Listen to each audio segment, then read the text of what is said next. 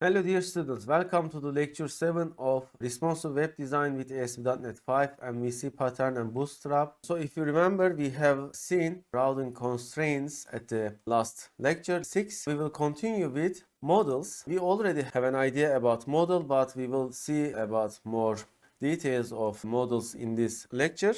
So I will continue from our previous code. Let me copy and paste it. All right, let's open the project. If you are remembering at the previous lecture, lecture 6, we have composed a new project from scratch and no need to do it every time.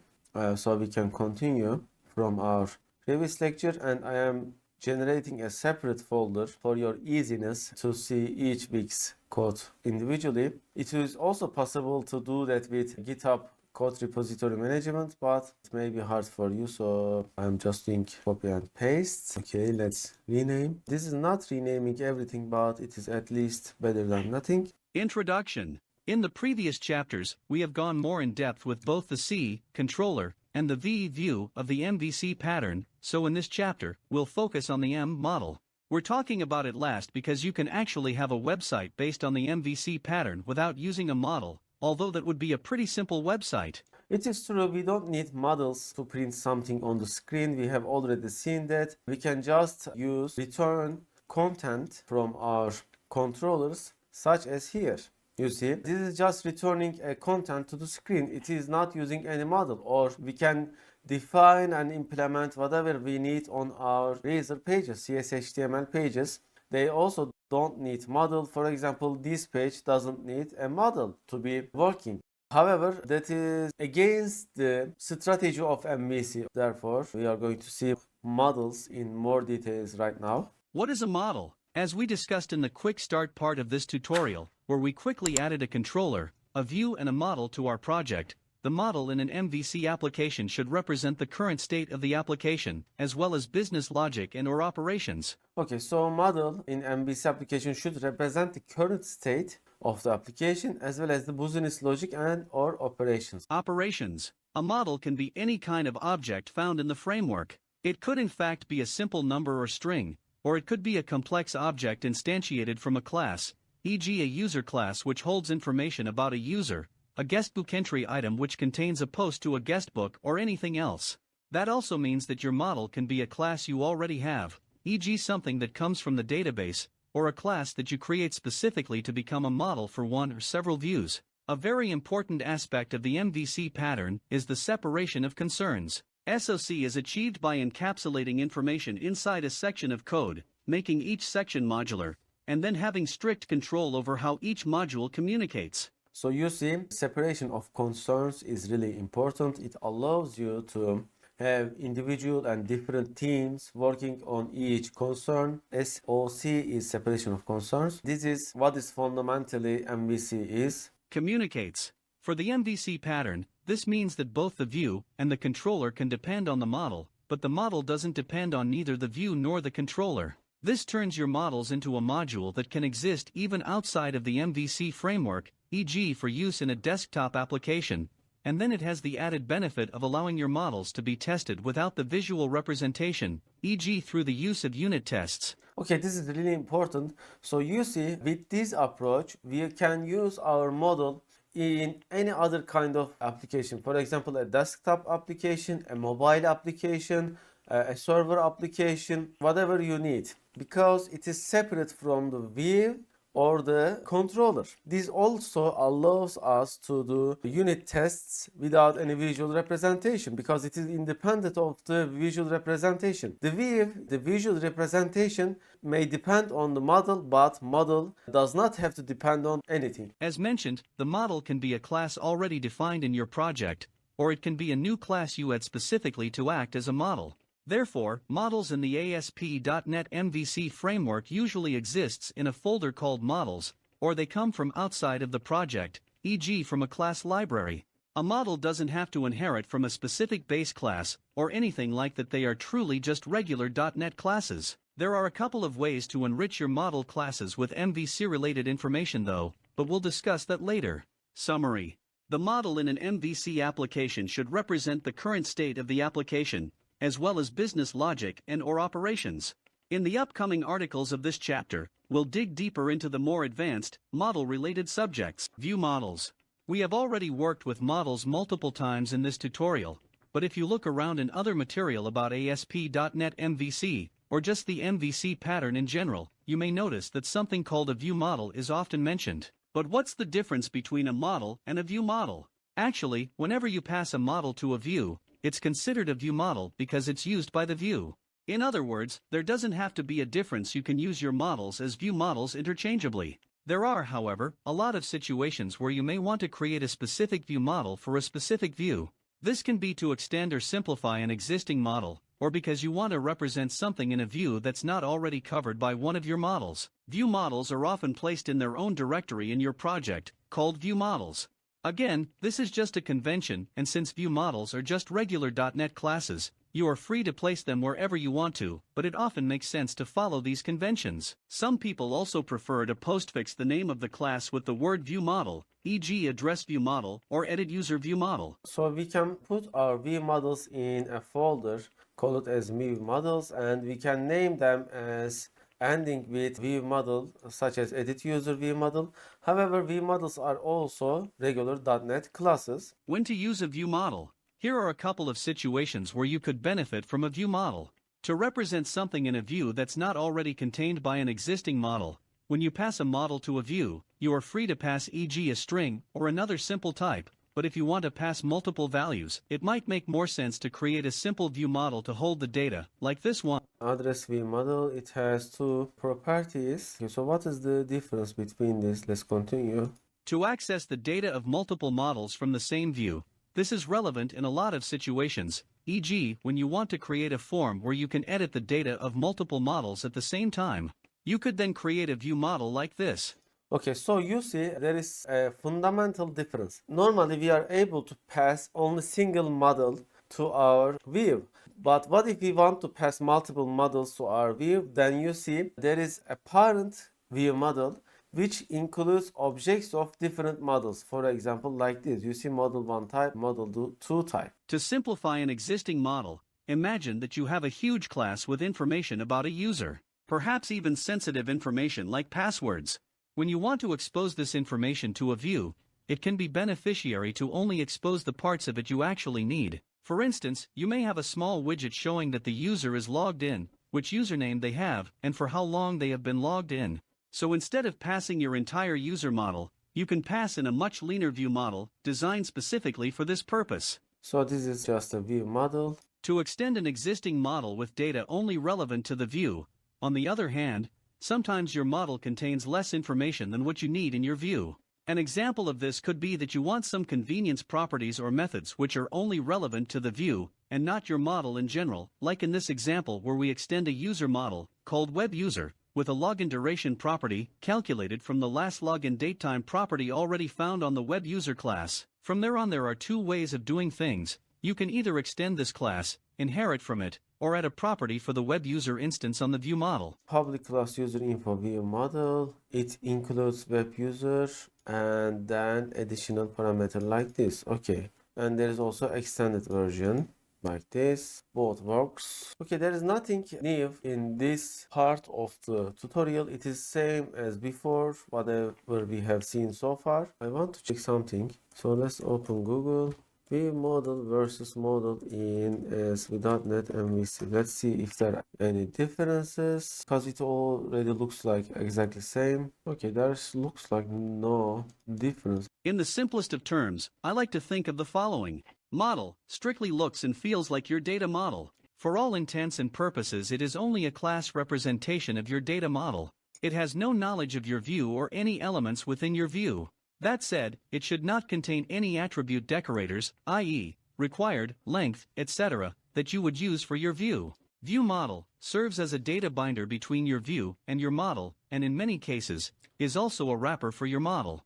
It would be rendered useless without the view, so it typically isn't reusable across multiple views and controllers like a standard model is. As an example, your model may have the following properties, which are direct representations of your data source.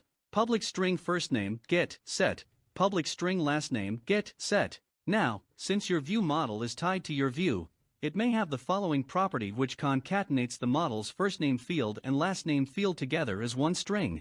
Display, name equals customer name, public string customer full name, get, return string, format, 0, 1, my model.first name, my model.last name. Okay, so you see, View model simply uses the model itself and formats it in a special way that particular view will use. Okay, that's all. What is it about? There is nothing fancier about it. Okay, so it is just a usage approach. Model binding, communication between a client, usually a browser, and the web server is very simple. Strings are passed back and forth, because the client doesn't have any understanding of your fancy .NET objects. So, back in the old days of ASP Classic and ASP.NET Web Forms, before the MVC framework was introduced into the .NET framework, the process of updating a model was a bit cumbersome. First, you would have to create a form with all the fields that the user could change. When this form was posted back to the server, you would have to read each of the form fields and assign it to your model. If we were to take this approach and use it with ASP.NET MVC, it would look something like this. So let's start making this as an example so we will understand better. First, I am going to add a new page. Let's add a folder as lecture 7. And inside this lecture 7, I'm going to add index page, index view, basically. Okay, index. We can give any name to this. And then I'm going to add lecture 7 controller. Add controller. And it will be simply lecture 7 controller.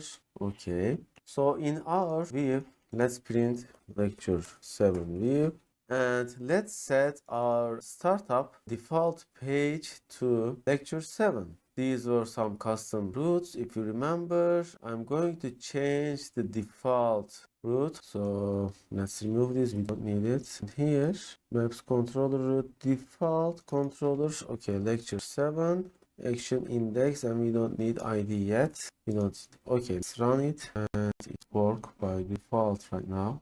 Okay, lecture 7 is now our default route and we can continue. So you see, we are going to generate a post and it will post values to our model. Model.first name, last name, name. These are the default values, by the way. So let's do it. So this is simple model which includes first name and last name. So let's add our models as lecture 7 here. I will just add a simple class and I will call it as lecture 7. And here I am going to have two parameters string. It will be sr first name, prop string sr last name. And where am I going to use this model? I'm going to use it in my index as at model lecture 6 models dot lecture 7. Okay, so this is setting model, and now I can copy and paste this. So it is writing a form. Let's write it ourselves. So form, you see it's a code snippet. When I type double tap, it will generate it like this. So the action will be posting to our controller, which is lecture 7 index. So this is a posting URL.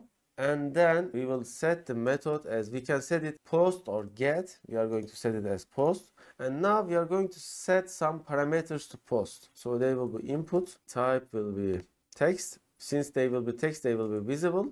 And we are going to set a name. So the name will be txt first name and the value. So the value will come from our model when the page is loaded. So I will set it model.first name by default, and then I'm going to set another input. The type will be text, name will be txt last name, and the value, so this value will come from our model. By the way, this is a big M dot last name. Okay, this is not needed. And finally we will have form submit. So it will be type submit, input type submit. Then we are going to have value of displaying update model. Okay, all right. And it is ready. So let's also get it into our controller. So this is index action and it is just returning view. Let's define a model to use it. I'm going to add using models, so it will be available. And here I will define a lecture 7 model equal to new model of lecture 7. When I am setting it, I will also set the default value as first name equal to default first name. and the last name will be equal to, okay, default last name. So this will get loaded into the view when it is first getting load. Let's run and see how it is looking. Assume that you are loading some data from database and then you are allowing user to update that data.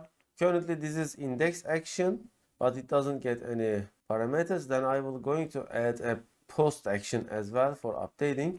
You see default first name and default last name and update model here. So let's add an update model thing. I think we can do something else. Do we have a static values that we can use as a database? Yeah, we have public static DB, and let's assume that we have here some public static is our first string, or maybe we can start using database in really.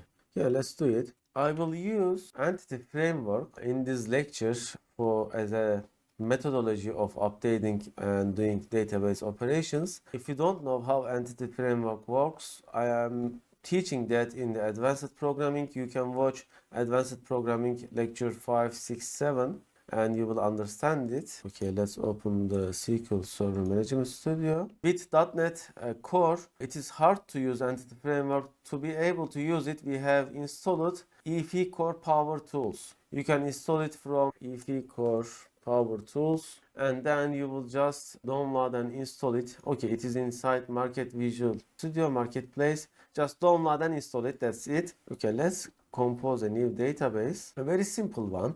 So I will call this database as MVC. Let's compose a table inside our database as table column name, first column name, first name. Or let's add a user ID as well. Okay, so it will be integer. I will make it primary key, but not increment. First name, let's make it var character 50, and last name. Okay, let's also make it var character 50, and let's save it as TBL users. Okay, we have our table. When we refresh, we will see. Now we are going to add this into our project with reverse engineer from EFI Core Power Tools. Now it is working. You see, I'm going to pick, okay, I have to change database name. So let me restart, reverse engineer. Okay, so from here, I am going to add another connection here. Let's delete it. And the server name, let's get the server name with new query. Select add a server name. Okay, so this is my server name. When I paste it, the database name comes. It is MVC. Okay. You see now MVC is selected. You see this 26 is my server name and MVC is my database name. Now it is fetching tables. It has only single table. Okay. Include connection string in generated code and nothing else we need. Okay. Now it will add related code to my project. You see it is added as MVC context. It also includes database connection string and my users table. Okay, so what am I going to do is simply I will fetch model from database as, okay, using okay, MVC context, my context equal to new MVC context. I will get ID int user ID by default 1. Okay, 1. Let's first compose our model here, and we are going to do simply query. This will be my var user. It will be equal to my context dot tbl users dot. I think I will use select pr equal to pr dot user id equal to user id. This is equal. And if this is not null, if we are user not equal null, so it is found. What we are going to do is we will set my model dot first name equal to var user dot first name. Maybe not select, but where is more proper. Yeah, select and where makes difference. Now, okay, now it is here. First name, my model dot last name will be equal to var user dot last name. And now I am going to write update, but let's run our application and see what we are seeing on the screen. You should always develop your application step by step and ensure that, or be sure that it is working before you are progressing to next step. This will help you tremendously. Yeah. Now we are going to write our update action. So the update action will simply, update. Okay, I am going to get this into a private comment as private void update model or refresh model. Refresh model. Okay, and this will simply take model. Okay, as my model, and we will call it here. Since this is a class, it is reference type. Therefore, once this is updated here, it will be also updated here. And I also need to provide user ID. Integer user ID. I can make this as this. Okay, and here I will provide user ID. Why do you think I have made it like this? Because after the database update, I will call this refresh model, and here I will make update user. Simply, it will update the database. How? First, it will get the VR user.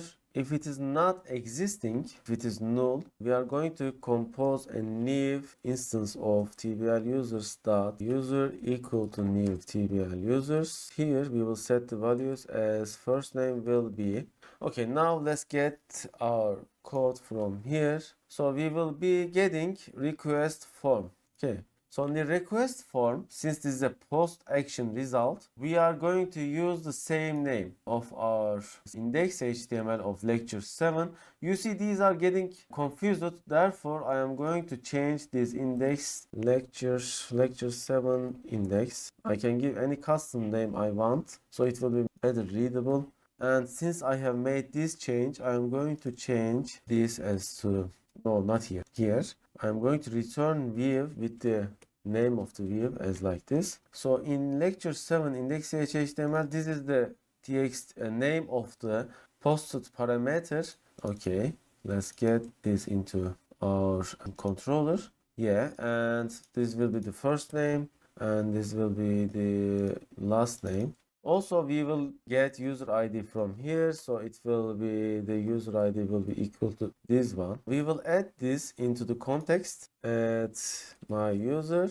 Okay, and then probably we don't even need this because it will just update it after we add it. Context, save changes. This will work for the first time for sure, but for other things we will see, and we will not return anything, but we will just call this iAction result. Basically, we will call index. By the way, this won't be iAction result public void. This can be just a public void. Yeah. Update user, and we will call index with user ID and nothing else. Okay. Yeah. We will post to this here as a method update user. So this will go to the action as lecture 7 controller and update user method as post. Now it should work. Let's also add some breakpoint to see how it is working. The first time I am sure it worked, but for updates this may not work. Therefore I will test it. Okay, so let's set our name as Gözükara update model. Let's also check our database tables. Okay, there's nothing here. We can also see the executed queries with tools. Let me show you again. Tools SQL Server Profiler. Here, pick tuning as what needs to be logged in. Here, tuning, and we will see our query as well. So let's step by step. So it composed an instance of TBL users. It has added it to context, save with changes, and now it will return index. So I am getting here. It will get into refresh model. So it will pick the user, and user is here because we can see it in the database as well. And then it will set the parameters, and then it will return to model. And oh, interesting. So we have returned view, but this page is not refreshed. Why? Because the URL has changed it into update user. But we were using post method. Interesting. Refresh, and let's see what happens. Continue. Oh, now it says this already exists probably. Yeah. First we need to check it is a or not. So we have to make a check. What kind of check if you wonder? We have some code here deleted. Let's make the check like this. Our user equal to my context TBL users where. By the way, this PR, you can name this as anything. This is short of parameters. Usually use it as user ID. If VR user does not equal null, we are going to make changes like this. VR user dot first, okay, first default, or let's say first, not default. Okay, first name equal to my user dot first name and last name equal to my last name. Okay, and else it will be my context at user like this, and changes. Now it should work. However, this post action changed our URL, yeah, because it is not asynchronous. Let's run the application to see how we can make a redirect or not change of the URL. Let's see Furkan Gözükara, and now we should update the database after we make a post. We can also see it in the, okay, you see now select user command executed. Values have come as Furkan Gözükara.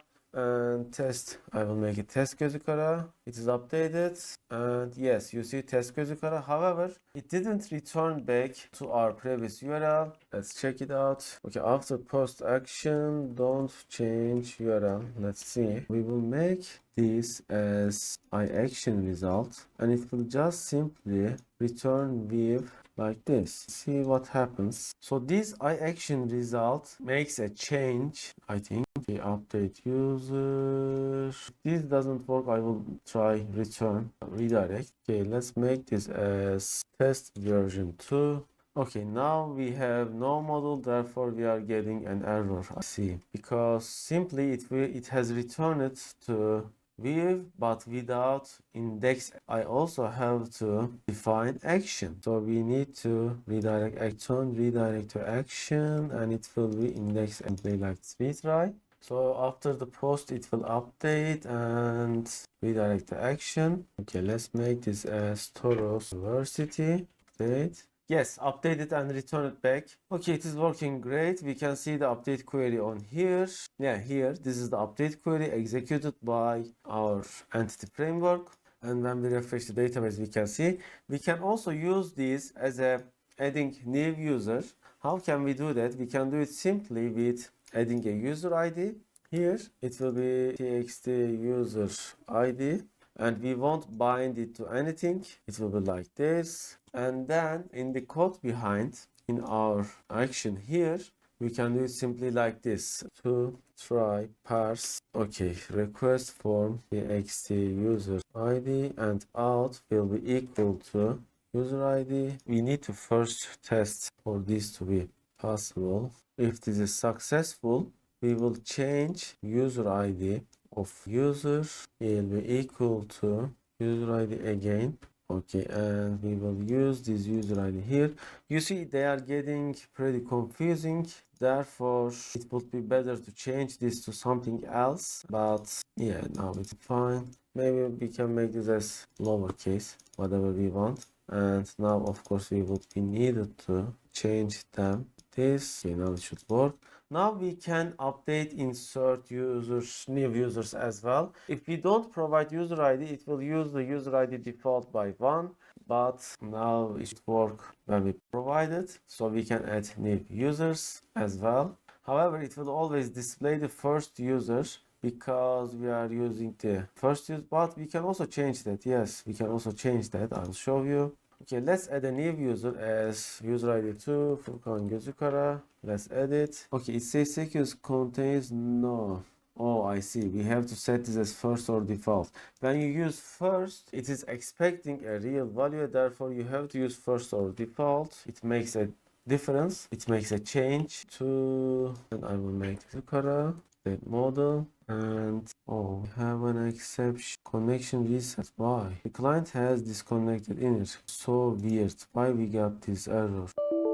I think this was related to my context. Let's continue and see. Working again. So let's try. Let's see. Oh, it has added. Interesting. Why we got an error? It's interesting. Let's add the third user as third user.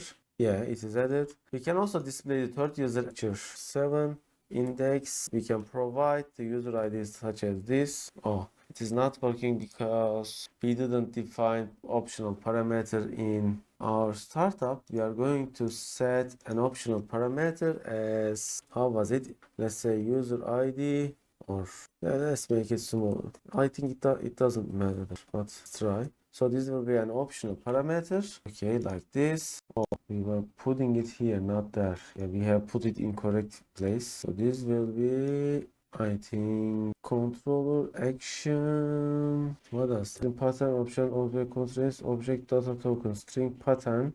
So in the pattern we will write it, but how? Let's see, map controller root. Yeah, it was like this, yeah. Action index. Oh, okay. So this is the whole pattern, and then we will define a user ID. I will also make this lowercase here, like this. Okay, let's try and see it's working. We can see every query being executed here. These are related to MS SQL itself, and this is done by our application. Okay, it is getting loaded, and here it is working as expected. And now we can define lecture 7 index and 3. Yes, you see third user is now visible. We can define like this, and second user is visible as well. Let's change the third user as something new, and it will return yes, first user again. So let's do this as lecture 7. And third user, we need to put index. By the way, I can also define lecture 7.3. How can I do that? I will show you in a moment with the routing. So we will also refresh our memory. Yes, working. And let's add a routing to index as like this. Okay, routing or route. And here the template will be lecture 7, and now we will add an optional parameter as user ID. Okay, I think it was something like this, if I remember correctly. So this will be lecture, and not that we have forgotten 7. Lecture and user ID. Let's try it. If it has a conflict of route, we'll probably throw an error. Okay, this didn't work. Let's try lecture. Yeah, lecture is working, and this way it is working as well. But this is broken default URL. Why? Probably routes are conflicting startup. So some probably catch all routes is being conflicted, but we can do as lecture 3 and it is working. Let's add to our shortcut for now. Why this way? Let's restart this. So this is how it is done. You see update user in database. We have already done that. And this is web user load from database. We have done the same. I wonder if this did. Yes, this is still conflicting. Why? Interesting. By default, which URL it is calling? It is calling this URL. What if we change it here? What happens? Okay, it is working. So what we need to do is probably, let's make this as lecture 7. Okay, so this is the root, and I am going to change default root as well. So it will be lecture 7 and action index. So let's change the pattern as like this. Yeah, I think now it should work. Let's try it. So this is the same as our root in the controller. So this is supposed to call the same URL. I guess. Okay, it is not working this way as well, but it should work like this. Yeah, this is working, and this is also working, but this. I think I have another idea. So let's comment this out and add another root as default root. Let's see what happens. Okay, now it is working. Yes. I think this is the best approach. Now we can set as we want, such as like this. Okay, we have solved that problem as well, and now our form is working. We can even do redirect, we can add new users, we can do whatever we want, for example like this, and GG VP. This will add the 4. Okay, it has changed the URL. We can also make like this, it will work as well. After update, we can also return to same page. We'll simply require updating model and returning it. So how can we do that? We can do it with, I think I will change this refresh model to this lecture 7 refresh model. It won't take a model, therefore simply it will compose a model. The model will be equal to this. We'll just simply take an user ID, and then private model, it will return our model like this. And after update user, we'll just make this like this, and I will just return view index action like this. I will just get the model, here. Let's see how will it behave. Okay, let's try. Let's add fifth user. Okay, test 5. Okay, it has returned the model with Toros University, which is the first ID, and the URL is same. So URL didn't change, and here it is. We can also refresh model with the new user ID as well. Yeah, we need to use this user ID. Oh, this is interesting. Why it worked as expected? Let's try again. Okay, this is weird. Let's try again. I see it is not working because you see this form is returned but calling lecture 7 update user. However, it is not firing. And why might it be? Interesting. Try. So this is called post action lecture 7 update user. Okay, why update user is not being called? Try. Yeah, lecture 7 user ID optional. Maybe this is overriding other. Probably we need to set this get only. Let's add some restriction to routing.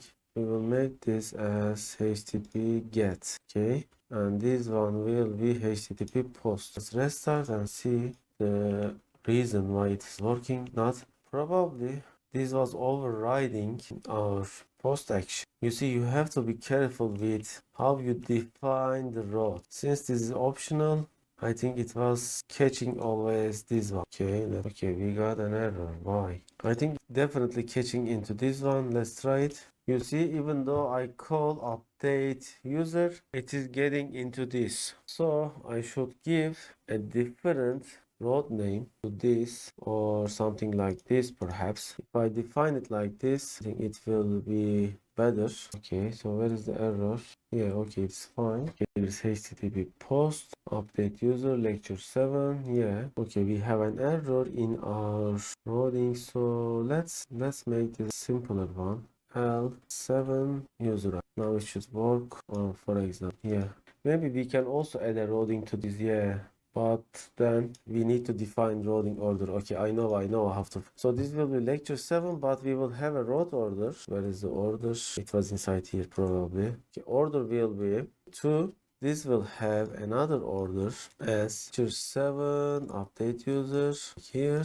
Okay, this is the URL that we are going to post, and this will have order 1. Now it should work. Yes. You see, when they are conflicting, you have to set orders. And in the previous lecture, even though we have seen this, until you try to solve a problem, it won't get into your mind permanently. So as you try to solve problems, you will understand that code or whatever you are working with. Okay, now it is working. It will return model view. Yes, it has returned to our model. Let's try 7 test GG. Yes, you see it has returned update user 7 this time. And when we check it, it is here. Let's add another one. 88 GG VP. Okay, it will also return this one. Yes, it has returned that one. Yes, it's here. Okay, everything working. Continue with tutorial. So this is regular forms with the regular ASP.NET. Now we are going to see the beauty of ASP.NET MVC. A manually constructed form, which will post the values to a method, which will then read the values and assign it to an object. All very basic and old school. However, with ASP.NET MVC, the concept of model binding was introduced. It allows your views to use information from the model to generate, e.g., a form for editing the model, but even more helpful, that allows the receiving method on the controller to treat the posted values as an object of the model's type, instead of forcing you to read strings from the form. In other words, you can now keep working with objects all the way through the communication between client and server, thanks to the magic of model binding. Let's see how it works. Okay, so what we have seen was old school. This is the old school way of posting data and reading it, receiving it. Now we will see the model binding of MVC, which is the new thing, new technology, better technology. Using model binding. First, we need a model. If you don't know what the model is, I suggest that you skip a few articles back and read up on it. We'll create a simple model class for handling information about a user. Okay, we already have our model. We also know what model is. In our controller, we can now pass an instance of this class to the view. In a real-world application, we would probably get the web user object from a database, but to keep things simple, we just generate a new one for this demonstration. This is a sample thing. Let's add another page for model binding so that we won't get confused. To do that, we can still use lecture 7 as our model. And I am going to add a new view page here.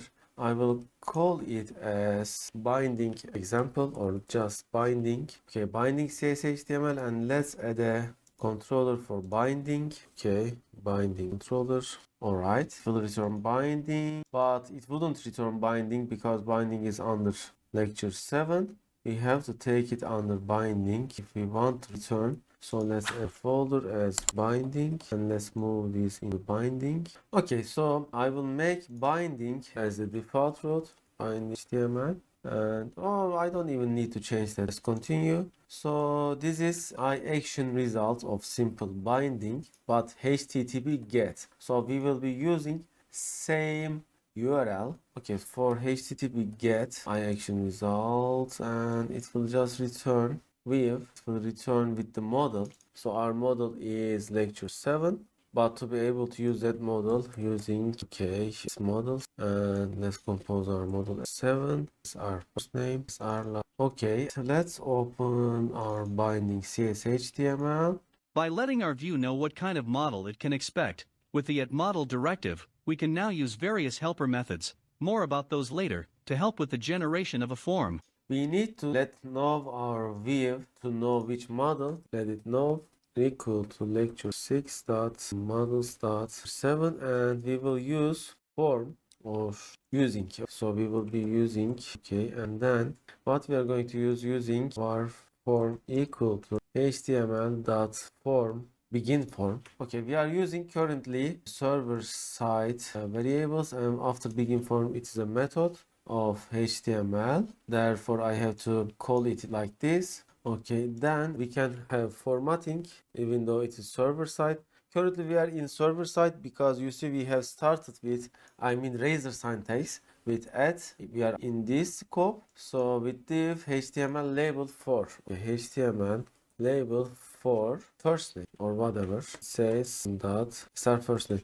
Do you know why it has allowed me to, or the IntelliSense have shown me as our first name? Because I did set my model here, and M is just anything. It can be anything. It can be anything. So M is the short of model, therefore it is used, but it can be anything. It's fine. So the first name and then HTML label for it will be m.k like this. This is the LINQ syntax, by the way. Last name. And let's see what this will print to us. So I will change my default URL. In the home controller of lecture 7, I am going to move this into user control. Or if I keep it, what happens? I wonder. If I keep it both, I will keep it here, and I want to see what happens. They are conflicting, but one of them will probably work first. I wonder if it will throw an error. It may cause a runtime error. Let's see what happens because they are same. Yeah, it says ambiguous action exception because they are both being matched. Therefore, I will remove the root URL of lecture 7 here, and now it will be binding controller root. Yeah, let's see what it will return. What it will show on the screen with this much of code. So this label for is first name. I think it will generate a label, name it as first name, and then last name SR. Okay, I know the reason, because we have used a different naming. Therefore, we need to return with the name of it. Okay, the name will be binding like this. Okay, so this is the root URL routing. Okay, you see SR first name, SR last name. Let's add something between them. Okay, let's paste here, and then another div. This time, this will be text box. This will be text area or text box, or text box for, text for. This will be for first name. Okay, so we are defining a text box and a label for each variable. This will be last name. Okay, let's run the application to see. So this will generate a label as first name and the text box for first name. You see, this is a special text box which will be bound to first name. We will also see that in the source code in a moment when the page loads. Okay, so the first name, John, is coming from my model. And when I check the source code, you see input ID, first name, first name. So the name parameter is the important. It is named as the parameter name here. Okay, let's continue. And then input type submit. So the result will be very generic looking form, but with labels and text boxes designated to host properties of your model. Yes, same. Okay. By default, the form will be posted back to the same URL that delivered it, so to handle that, we need a post-accepting controller method to handle the form submission. Okay, so by default it will post back the same URL. What does that mean? Let's open the code again and see. So it will simply post back the binding. However, this time we will have to handle it. Currently, we set our index action as HTTP GET. Therefore, when the post happens, we can also have same action method as HTTP post. Okay. So when I open the submit form, I will see that it's posting back to root URL with post. Then, oh, by the way, it also has a request verification. It is automatically generated. Now I am going to compose same index action with HTTP post. Okay, HTTP post, but says, okay, so it doesn't allow me to have same index. Therefore, I have to define a different thing. Public iAction results, simple web user. Oh, I see. This time we are changing the input because this time we are getting a lecture 7 type of model like this. Let's call it as my. Since the signature of the method changes, now it is allowed. This will be HTTP post with same root here as you can see. And then we can update the values. So let's change this as updating values of our database. Let's copy and paste some code from here. I will just use the same. You see, now I need to use this in another page as well. Therefore, I will have another class as, let's add a folder as, not, we don't even need a folder. Delete this. And then add just a class, name it as public or global method. Okay, this will be a public class, therefore no need to initialize. And inside this, I will take my method of refresh model. Here, it will now become public. And to be able to see lecture 7, I have to include our models folder. Okay, public lecture 7 refresh model. And it will now be a static. Okay, and now I can call it inside this as well. So it will be called by global this here. Okay, and let's change this into our binding controller as well. So it will get model with user ID 1. At the moment I will use just user ID 1 and it will return binding. And then same. Okay, after post, I will update the database. How am I gonna do that? Simply, I will have an update method I have coded here. What I need is I will also put this inside another global method here. Call it as public void update user. Okay, it need to take a model, so it won't be like this exactly. Back to here. Okay, this method will take a model, I mean an object of user like this 7.user. Okay, so why it, oh, TBL users type my user. Yeah, now it is working. And we will call this method inside here as well. Okay, global methods dot update user dot user. Now it should work. We are going to apply same. How we gonna do that? We are going to do it like, do it here. So in our new, okay, here, instead of request form, now we can use my model dot, it will come from our postback since we are doing a binding. First name, okay, this will be, you see we are not using any more request. Last name and user ID will be by default 1 for now, and it will return the same. Okay, oh, we have to call update fresh, so I don't even need my model anymore. I think, yeah, I need to call global methods dot update user and provide a user. Then I can just return the binding my model. I can also add a message that the update was successful. To do that, let's go to lecture 7, add another parameter as prop string sr post message. Okay, this will be by default null. I will set it here. My model dot sr post message will be equal to user1 first name and last name successfully updated in the database. Okay, so I will parse this message in the view if it is not null in the binding view. I will just here, let's make it as if model dot sr post message is not equal null, show it as with a div as a style, font color font red at model dot sr post message. And let's run the application. Let's refresh the result. You see first one is Toros University right now. We are supposed to see that on our screen. And you see this is also object-oriented programming as well as MVC, model view controller approach or methodology following programming. We are having objects, classes, whatever we want. Close this, close this. Okay, Toros University, let's update it to updated DB. Submit. Okay, you see now we are also seeing the message as well and the URL is same. User1 first name and last name successfully updated in the database. These values are also updated and when we refresh the database, we see updated. Okay, it is working. Pause it to be. Notice how our controller action takes just one parameter, of the same type as the model we passed into the view originally, the web user class. Behind the scenes, ASP.NET MVC will now process the form and assign the values found in its editable controls to the properties of the web user class. This is the magic of model binding.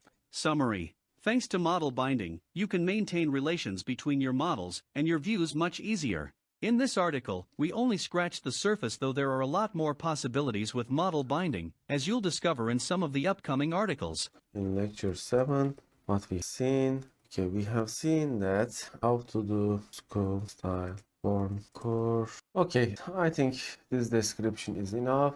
One more thing. Hopefully see you next week.